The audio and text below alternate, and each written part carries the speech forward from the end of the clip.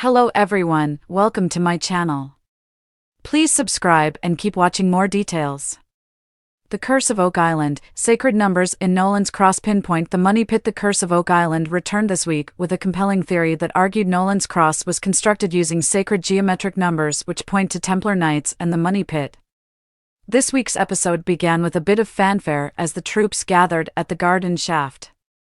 This gave Rick Lagina the opportunity to give one of his speeches before dramatically unlocking a trapdoor covering the garden shaft. The team then left Dumas to get on with excavating the shaft. In the meantime, everyone gathered in the war room to hear the intriguing theory of Brian Farrow. Brian has been examining the dimensions of Nolan's cross and has concluded that it holds the key to the whereabouts of the money pit. Named after its discoverer, landowner Fred Nolan, the stone feature includes a number of large boulders that resemble the shape of a giant cross. Brian called the cross a megalithic and mathematic phenomenon and claimed it is constructed using sacred geometry. This is a practice, common amongst ancient Christian builders, of using so-called sacred numbers as measurements in the construction of a building or feature.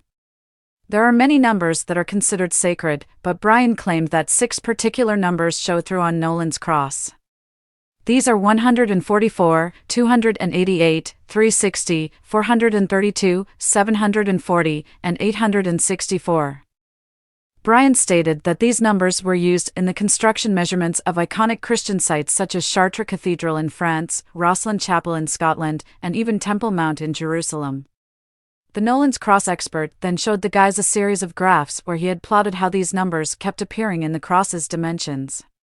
Brian measured the horizontal and vertical parts of the cross along with the head.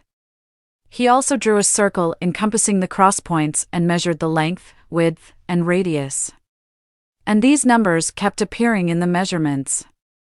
If a number didn't look right, Brian would convert it from feet into inches, and, voila, there would be a sacred number. Brian had even more shocking information for the gang.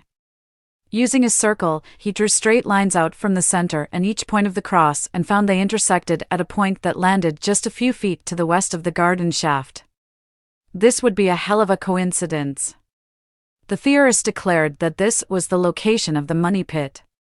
Combined with the precious metal in the water and the network of tunnels recently uncovered, it really seems as though everything is pointing to the money pit. Craig Tester joked that they should have had Brian in years ago, as he would have saved them some time. The fellowship asked Brian who could have built the money pit and left Nolan's cross as a marker. He had no doubt. He said only the Templar Knights would have the ability and the know-how to put such an operation together. As is always the case with the fellowship, they wanted to immediately put Brian's theory to the test and start drilling straight away. But they have to wait for Dumas to finish excavating the garden shaft first. Luckily, the guys can probably combine the two tasks and have Dumas check out the spot as soon as they have the chance. By the end of the episode, Dumas had already completed the first 2 levels at the garden shaft. And then a hammer grab made a return to Oak Island, scooping out vast quantities of debris. Rick impatiently watched the process, but it shouldn't be too long before he gets to explore underground.